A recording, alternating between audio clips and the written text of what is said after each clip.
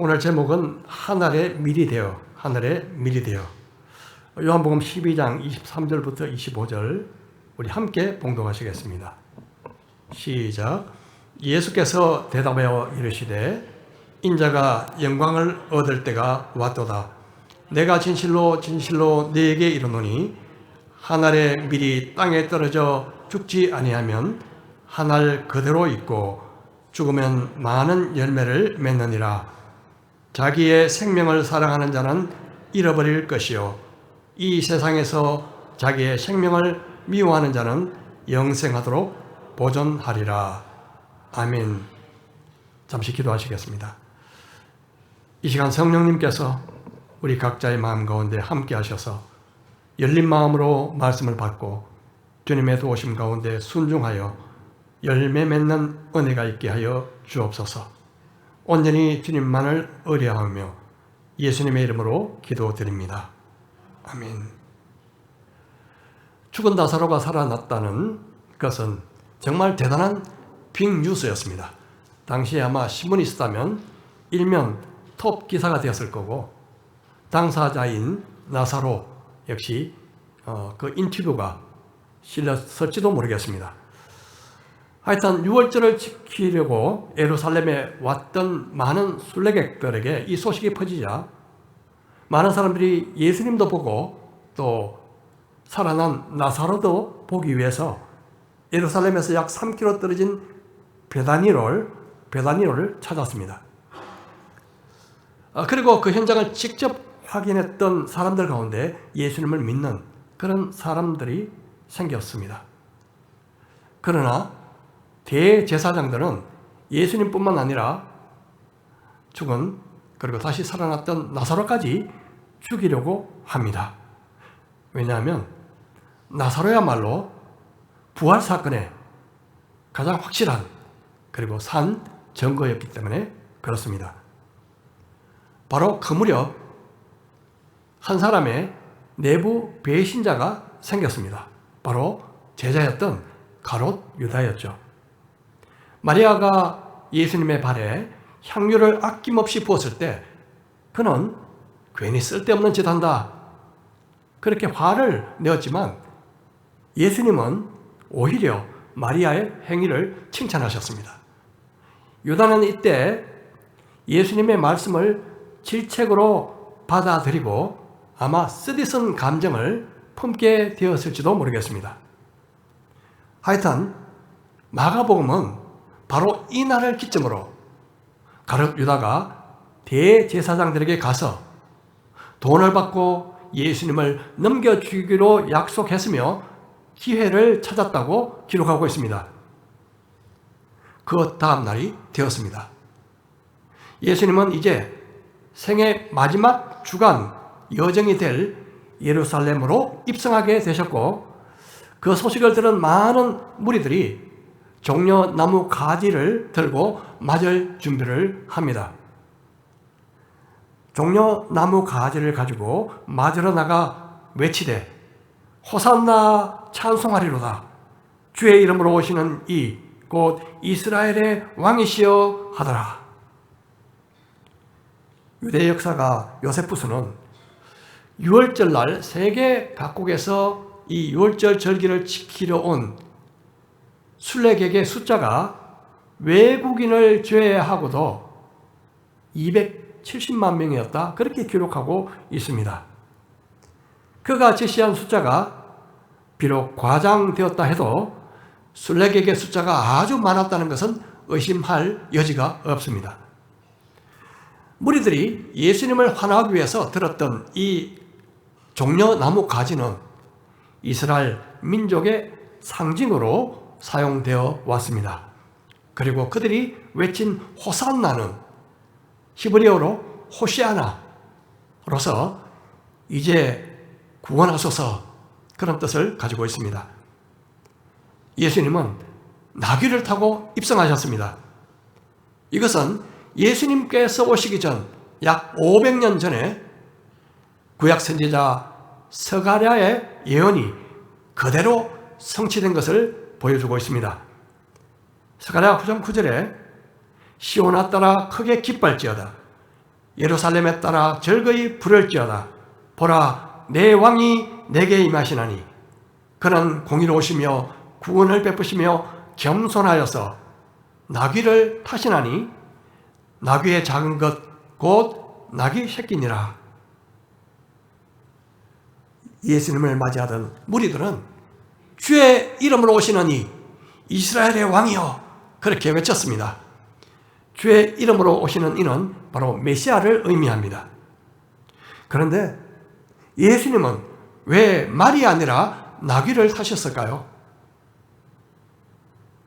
예수님은 왕이시긴 하지만 로마에 대한 심판자나 정복자로 오신 것이 아니었습니다. 오히려 평화의 왕, 우리를 죄로부터 구원하시는 구원자로 오셨습니다. 물론 예수님께서 이 땅에 다시 오실 때, 이 땅을 심판하러 오실 때는 백마를 타신 정복자의 모습으로 오시게 될 것입니다. 당시 유대인들은 세상의 변혁은 무력에 의해서 일어난다 그렇게 생각했습니다. 그들이 예수님을 이스라엘의 왕이라 부른 이유가 바로 이들이 예수님으로부터 힘을 기대하고 있다는 사실을 보여주고 있습니다.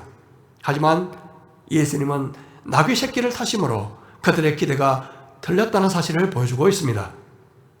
어린 나귀를 타는 것은 나점, 겸손, 가난의 표시입니다.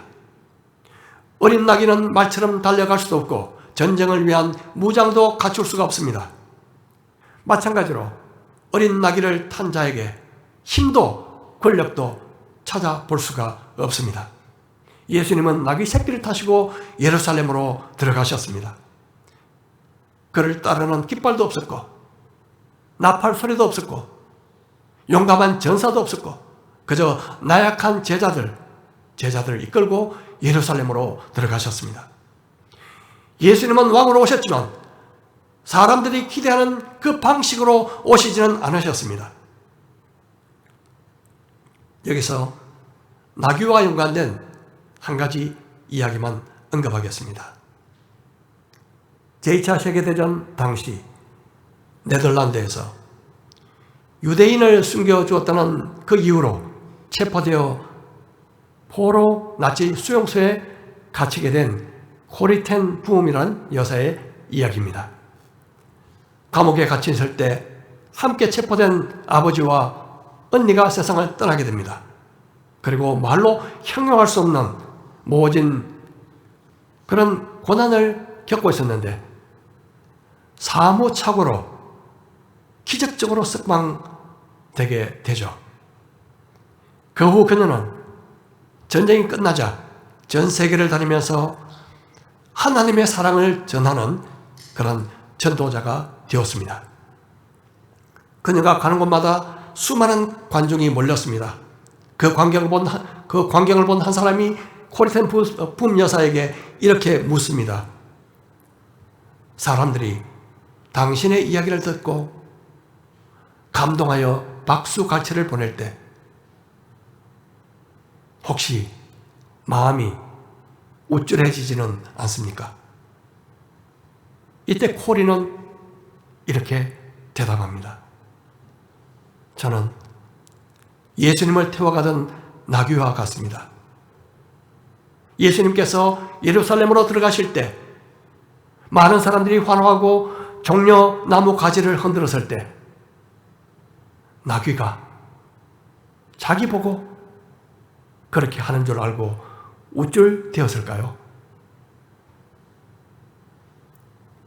어떻게 보면 우리도 저도 주님 앞에서 나귀와 같은 존재입니다. 주님을 모시고 주님이 원하시는 곳으로 가는 그 나귀 말입니다. 우리가 주님을 위해서 뭔가 봉사할 때 사람들로부터 칭찬받고 인정받고 싶어 할 때가 있지만 사실은 그 모든 것은 오직 주님께 돌려야 할 영광인 것입니다. 다시 본문으로 돌아가 볼까요? 심지어 제자들도 예수님의 방식을 이해할 수 없었습니다. 예수님께서 십자가 지시기 직전까지 자기들 중에서 누가 크냐, 누가 큰 자냐, 이 이슈를 갖고 경쟁하고 다투기도 했습니다. 예수님이 부활하신 후에야 낙이 타시고 입성하신 것은 바로 구약 예언의 성취였음을 제자들이 깨닫게 되었다고 사도 요한은 기록하고 있습니다. 제자들은 처음에 이 일을 깨닫지 못하였다가 예수께서 영광을 얻으신 후에야 이것이 예수께 대하여 기록된 것임과 사람들이 예수께 이같이 한 것임이 이미 생각났더라. 그렇게 기록하고 있습니다. 이제 한 사건을 통해서 마지막 중요한 전환점에 이르게 됩니다. 그것은 바로 헬라인들이, 이방인의 대표격인 헬라인들이 예수님을 찾아온 것입니다. 명절에 예배하러 올라온 사람 중에 헬라인 몇이 있는데 그들이 갈릴리 베세다 사람 빌립에게 가서 청하여 이르되 선생이여 우리가 예수를 배우고자 하나이다 하니, 지금까지는 주님께서 유대인 중심의 사역을 하셨지만 이제 이방 종교와 철학의 중심지 헬라의 세계가 접근하고 있었습니다. 다시 말해서 예수님은 유대인의 구주일 뿐만 아니라 이방인의 구주가 되신다는 사실이, 그 사실에 서막을 알리는 것 같습니다. 아마 예수님을 찾았던 헬라인들은 개종한 유대교로 개종한 사람이었을지도 모릅니다. 그리고 유대인의 명절인 유월절에 예배하기 위해서 예루살렘으로 왔다, 그렇게 추측할 수가 있습니다. 이 헬라인들은 예수님과 면담하기 위해서 먼저 빌립을 찾아갔습니다. 빌립이 유대인이긴 하지만 빌립 이름이 헬라식 이름이고 아마 헬라어를 말할 수 있어서 그런 것 같습니다. 그들의 부탁을 받은 빌립은 동료 제자였던 안드레에게 가서 이야기했고 이 두 사람이 예수님께 함께 가서 전달하게 됩니다. 예수님께서 헬라인들을 만나셨는지, 혹시 만나셨다면 어떤 대화를 하셨는지는 기록에 없습니다. 하지만 그것보다 헬라인들이 찾아봤다는 이 사실 자체가 예수님으로서 최후 결정적인 때가 왔음을 알리는 신호탄과 같았음을 사도 요한이 강조하고자 한 것 같습니다. 예수님은 유대인의 구세주이실 뿐만 아니라 이방인을 포함한 온 세계의, 온 세상의 구세주이신 것입니다. 안드레와 빌립의 말을 들은 예수님은 이렇게 말씀하십니다. 예수께서 대답하여 이르시되 인자가 영광을 얻을 때가 왔도다. 인자가 영광을 얻을 때가 왔도다. 지금까지 주님은 아직 때가 이르지 않았다, 그런 말씀을 자주 하셨습니다. 하지만 이제 때가 왔다, 그렇게 말씀하십니다. 이때는 바로 십자가 죽음의 때를 의미했습니다. 주님은 십자가의 죽음을 통해서만 영광을 얻으시게 될 것이었습니다. 이것은 제자들조차 전혀 예상하지 못한 사실이었습니다. 그 죽으심의 모습을 바로 다음 절에서 달리 표현하고 계십니다. 우리가 너무 잘 아는 구절이고 오늘 말씀의 중심 구절입니다. 우리 함께 읽어보도록 하겠습니다. 시작. 내가 진실로 진실로 너희에게 이르노니 한 알의 밀이 땅에 떨어져 죽지 아니하면 한 알 그대로 있고 죽으면 많은 열매를 맺느니라. 한 알의 밀이 땅에 떨어짐, 이것이 바로 예수님의 죽으심의 모습이었습니다. 주님은 더 이상 떨어질 곳이 없는 곳까지, 가장 낮은 곳까지 떨어지셨습니다. 하늘 보좌에서 지상으로 떨어지셨고 또다시 십자가의 죽으심으로 떨어지셨습니다. 자신이 죽지 않고 우리를 구원하실 수 없으셨기에 주님은 우리를 대신해서 죽으셨습니다. 땅에 떨어져 죽어야 열매를 맺는다는 이 진리는 예수님께만 적용되는 진리가 아니라 바로 우리에게 적용되는 진리이기도 합니다. 그렇다면 내가 죽는다는 것은 어떤 의미를 갖고 있을까요? 물론 우리에게 순교만을 의미하는 것은 아닙니다. 그래서 사도 바울은 이렇게 고백합니다. 형제들아, 내가 그리스도 예수 우리 주 안에서 가진 바 너희에 대한 나의 자랑을 두고 다는 하노니 나는 날마다 죽노라. 나는 날마다 죽노라. 바울은 날마다 죽는다고 고백합니다. 죽음은 포기입니다. 날마다 자신을 포기하는 것입니다. 나의 욕망, 나의 야망, 나의 꿈을 포기하는 것입니다. 나의 정과 욕심을 땅에 묻는 것입니다. 나의 명성과 권리조차 아낌없이 버리는 것입니다. 죽음은 순교적 삶입니다. 사실 우리는 세상 살면서 많은 포기를 합니다. 더 좋은 직장에 입사하기 위해 놀고 싶은 마음을 잠시 포기합니다. 돈을 모으려고 사고 싶은 것을 포기합니다.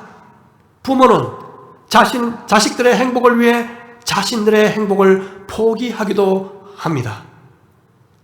하지만 하늘의 밀이 된다는 것은 그런 포기를 의미하는 것은 아닙니다.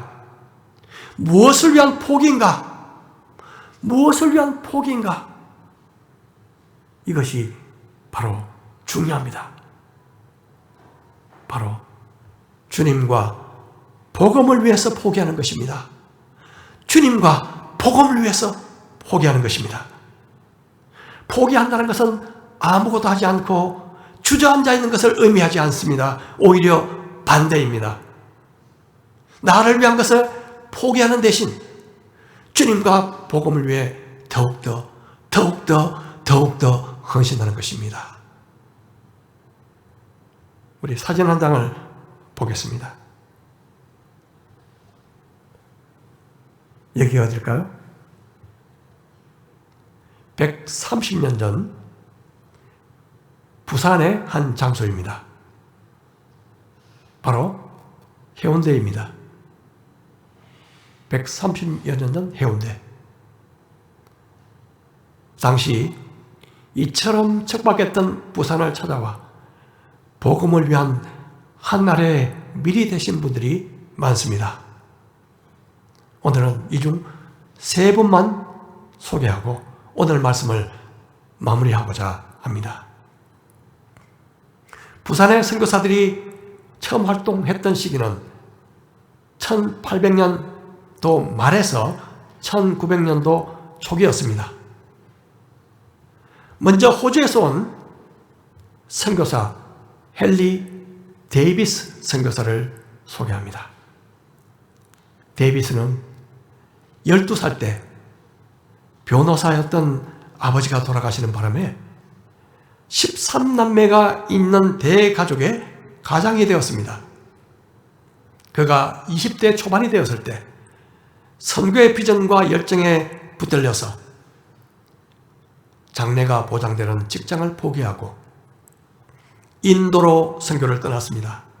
하지만 말라리아에 감염되는 바람에 1년 반 만에 귀국해야 했습니다.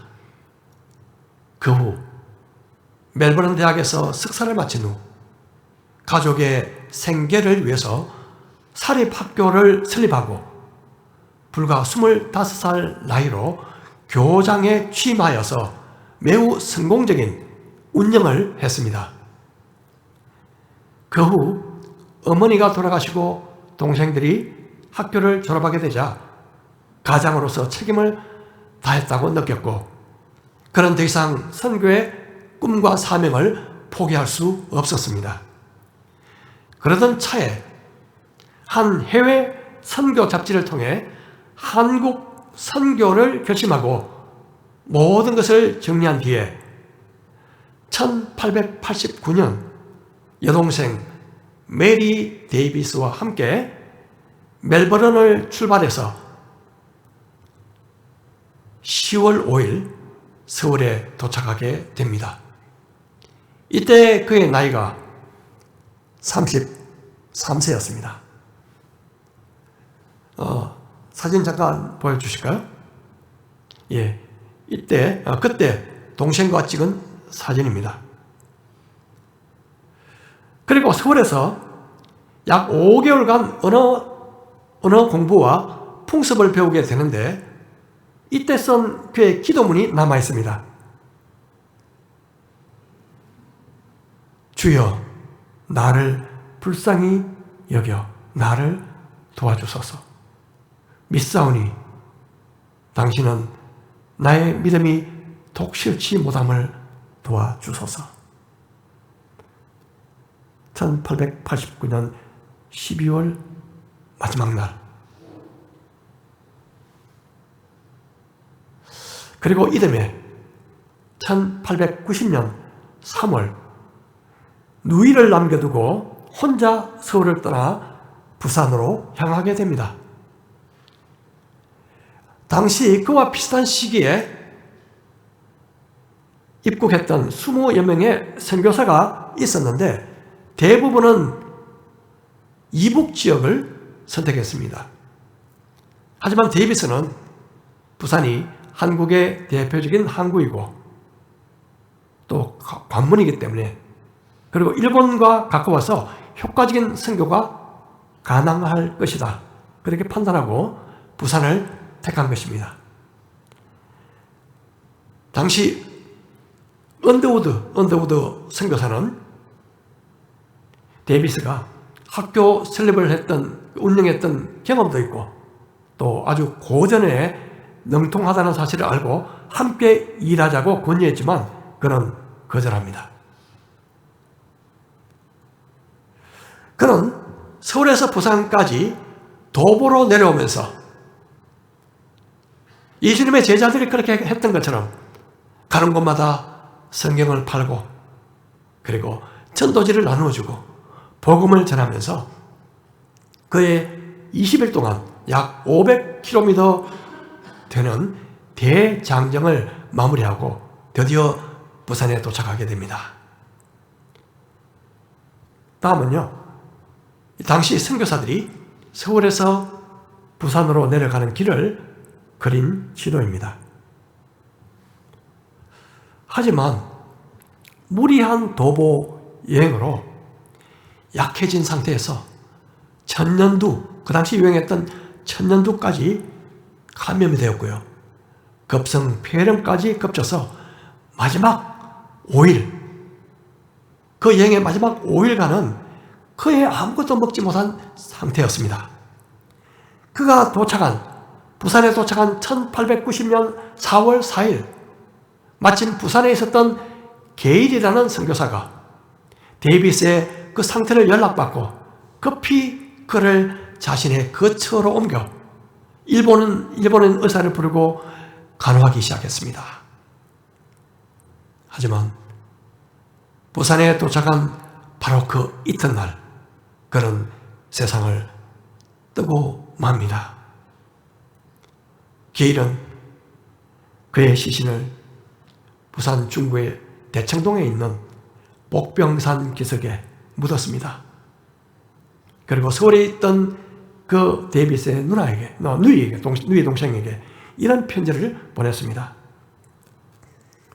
데이비스 선교사와 저는 우리가 건강하든지 아프든지 살든지 죽든지 오직 주님의 영광을 위해 살 수 있도록 해달라고 주님께 간절히 기도했습니다.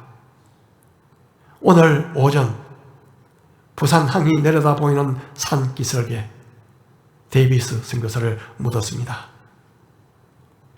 우리 주 예수 그리스도가 다시 오실 때까지 데이비스 선교사는 이곳에 잠들어 있을 것입니다. 왼쪽 사진은 당시 복병산 사진이고요. 오른쪽 사진은 조금 시간이 흐른 뒤에 그의 조카가 삼천 무덤을 찾았을 때 찍은 사진인데, 묘비에는 To live is Christ, to die is gain. 내게 사는 것이 그리스도니 죽는 것도 유익하다. 그런 빌립보 말씀이 새겨져 있습니다. 나중에 조카들도 한국에 오게 됩니다. 첫 조카는 부산에 일신여학교를 세웠고요. 둘째 조카는 진주에서 의료선교를 하게 됩니다. 현재는 6.25 전란 이후의 많은 변화로 데이비스의 무덤은 더 이상 찾을 수가 없습니다. 처음으로 호주에서 온 선교사가 선교를 위해서 부산에 도착하자마자 꿈도 피우지 못하고 죽음을 맞이한 것은 효율성의 논리로 보면 실패처럼 보일 수도 있습니다. 하지만 하나님의 일하시는 방법은 효율성의 논리가 아닙니다. 한 사람의 죽음은 또 다른 시작을 알리기 때문입니다. 이처럼 그의 죽음 이후에 126명의 호주 선교사가 한국을 찾아오는 길을 열었다는 점에서 그의 죽음은 정말로 하늘의 미랄이 되었습니다. 데이비스 선교사가 세상을 떠나자 호주 교회에서는 제일 먼저 맥케이 목사 부부와 그리고 3명의 미혼 여성 선교사, 총 5명의 선교사를 1891년 제2전으로 파송하게 됩니다. 이렇게 사진에 5명 나오고 있습니다. 그들은 사실 사전에 아무런 준비나 아무 연락 없이 말 그대로 주님의 인도와 보호하심만을 믿고 부산으로 왔습니다. 특히 맥케이 선교사는 1891년 부산에 도착해서 초량을 중심으로 선교했는데, 안타깝게도 불과 3개월 만에 아내 사라가 병으로 사망하여 데이비스가 묻힌 복병산에 같이 묻히게 됐는데, 그녀의 죽음은 데이비스 선교사를 이어 2번째로 부산에서의 희생이었습니다. 이 부인, 맥케이의 부인이었던 사라 맥케이는 원래 간호사였습니다. 부산에 도착한 후 그 당시 임신 상태였는데 폐렴과 풍토병이 겹쳐서 6주간 병석에 앓다가 치료도 제대로 받아보지 못하고 세상을 떠났습니다. 그때 그녀의 나이 32이었습니다. 맥케이 선교사도 그 후에 말라리아에 걸려서 일본에서 휴식한 다음 다시 돌아와 초량에 부지를 매입하여 선교의 기틀을 놓게 됩니다. 하지만 다시 건강이 나빠져서 결국 한국에 온 지 2년이 채 지나지 않아 호주로 돌아갔지만, 그의 수고로 호주 선교회가 선교할 수 있는 최상의 근거지를 확보할 수 있었습니다. 마지막으로 부산 선교에서 윌리엄 베어드, 애니 베어드 선교사 부부를 빼놓을 수가 없습니다. 그는 미국 북장로교 선교사로 1891년 1월 부산에 입국하여 약 5년간 부산에서 선교 사역을 한 후에 대구와 서울에서도 선교하다가 1916년 평양에서 세상을 떠나게 됩니다. 그의 아내 애니는 탁월한 무필가였고 찬송시 번역가로서 남편 못지않는 그런 기여를 한국 교회에 했습니다. 베어드 선교사는 1901년 자기가 보았던 부산의 인상을 이렇게 기록해 놓았습니다. 손을 뻗치면 지붕이 닿는 흙벽의 초가집들, 그 사이로 띄엄띄엄 기와집들이 있었다. 사람들은 더러운 옷을 입고 있었고 머리카락은 불결했다. 아이들은 거리에서 벌거벗은 채 놀았고 얼굴은 주름살이 지고 검게 타 있었다. 부산은 도시라고 불릴 만한 점이 없다. 그는 부산에서 사랑방 모임으로 처음 사역을 시작했는데 차츰 사람이 모이자 교회를 세웠습니다. 이 교회가 후일 부산에 있는 초랑교회의 전신이 됩니다. 1892년 7월 베어드 선교사 부부에게 아주 기쁜 소식이 있었습니다. 사랑하는 첫 딸 낸시가 태어났던 거죠. 이 딸이 얼마나 위로와 기쁨이 되었는지 모릅니다. 눈에 넣어도 아프지 않을 그런 정말 사랑하는 딸이었죠. 사진에 보이는 그 아기가 바로 낸시입니다. 흰모자 쓴 아기. 그런데 이 아이가, 낸시가 돌이 채 되기 전에 뇌 수막염을 앓게 됩니다. 요새 같으면 치료할 수 있죠. 130여 년 전이었습니다. 당시 베어드는 순회 전도 중이었는데 이 딸이 위독하다는 말을 듣고 급히 돌아오게 되지만 얼마 지나지 않아 낸시는 숨을 거두게 됩니다. 그 딸 역시 복병산에 묻었습니다. 말할 수 없는 슬픔이었지만 그들은 하나님의 은혜와 믿음으로 다시 일어서서 선교사역을 계속합니다. 이 무렵 애니 선교사가 한글로 직접 쓴 찬송시가 있습니다. 비록 사랑하는 딸까지 멀리 갔지만 주님은 멀리 떠나지 마소서. 그런 내용을 담은 정말 눈물 어린 찬송시죠. 이 찬송은 오늘날 우리에게도 많이 불리고 있는 찬송이죠. 멀리 갔더니 처량하고 고나여 슬프고도 외로워 정처 없이 다니니 예수 내 주여 지금 내게 오셔서 떠나가지 마시고 부형같이 되소서.